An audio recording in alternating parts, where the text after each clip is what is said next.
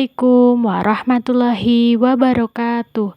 Perkenalkan, nama saya Mariati, mahasiswa UT semester 7, program studi S1 PGSD. Kali ini saya akan melakukan praktikum IPA mengenai ekosistem darat.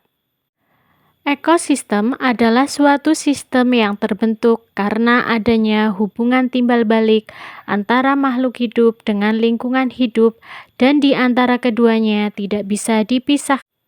Ekosistem terdiri atas komponen biotik dan komponen abiotik. Komponen biotik terdiri dari produsen yaitu tumbuhan, konsumen, hewan, serta dekomposer. Serta komponen abiotik terdiri dari suhu, udara, pencahayaan, angin, dan tanah. Dari cara terbentuknya, ada dua jenis ekosistem, yaitu ekosistem alami dan ekosistem buatan. Contoh ekosistem alami adalah sungai, hutan, gunung, padang rumput. Sedangkan contoh ekosistem buatan terdiri dari kebun, sawah, dan taman. Kali ini saya akan melakukan pengamatan terhadap ekosistem darat alami dan buatan.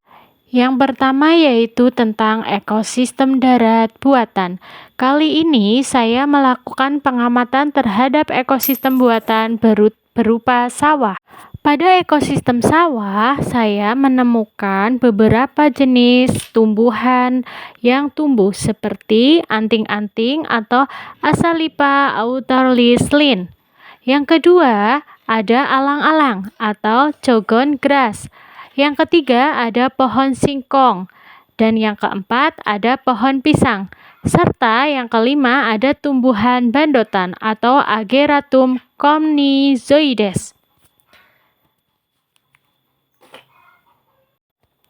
Untuk jenis hewan yang saya temukan di ekosistem sawah, ada kupu-kupu, semut, belalang, serangga, dan kumbang. Untuk hewan pengurai, saya temukan cacing. Pada ekosistem buatan sawah, saya melakukan pengamatan dengan memperoleh hasil suhu 28 derajat Celcius, udara terasa sejuk, pencahayaan cukup terang, anginnya sedikit, dan tanahnya yang sangat subur. Selanjutnya, saya melakukan pengamatan terhadap ekosistem alami berupa hutan. Di dalam hutan terdapat beberapa jenis spesies yang tumbuh di ekosistemnya, yaitu ada pohon jati, ada pohon duku, ada pohon bambu, ada pohon alba, dan ada pohon kelapa. Adapun jenis hewan yang bisa saya temukan yaitu ulat jati, ampal, kodok, ulat trompet, tokek, dan ada bekicot. Pada ekosistem hutan, saya melakukan pengamatan terhadap komponen abiotiknya, yaitu suhu. Suhu saya memperoleh dengan derajat 30 Celcius. Untuk udara cukup sejuk, pencahayaannya terang, anginnya sedikit, tanahnya subur, dan airnya sangat jernih. Pembahasan.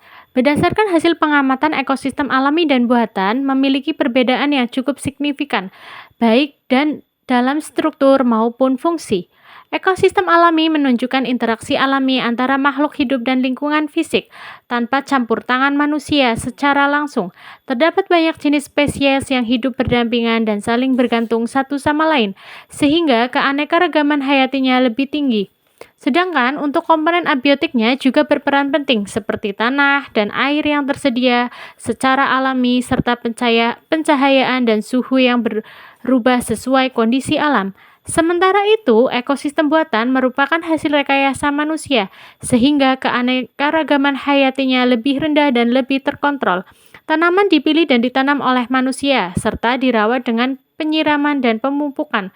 Interaksi antar makhluk hidup lebih terbatas, dan sebagian proses alami seperti dekomposisi bisa berkurang karena campur tangan manusia. Misalnya, pembersihan daun atau sampah organik secara rutin.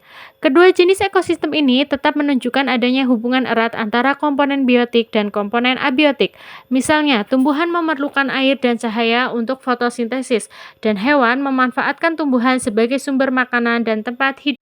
Kesimpulan, berdasarkan hasil praktik dan pengamatan terhadap ekosistem darat, dapat disimpulkan bahwa baik ekosistem alami maupun buatan terdiri atas komponen biotik dan abiotik yang saling berinteraksi untuk menjaga keseimbangan lingkungan. Ekosistem alami memiliki keanekaragaman hayati yang lebih tinggi karena terbentuk secara alami tanpa campur tangan manusia. Interaksi antara makhluk hidup seperti tumbuhan, hewan, pengurai berlangsung secara bebas mengikuti siklus alami. Sebaliknya, ekosistem buatan dirancang dan dikelola oleh manusia sehingga jenis makhluk hidup di dalamnya lebih terbatas dan proses ekologisnya seringkali dikendalikan. Meskipun begitu, keduanya tetap menunjukkan hubungan yang erat antara makhluk hidup dan lingkungan fisik di sekitarnya. Keseluruhan hasil praktik ini memperkuat pemahaman bahwa komponen biotik dan abiotik merupakan unsur penting yang tidak dapat dipisahkan dan setiap jenis ekosistem darat.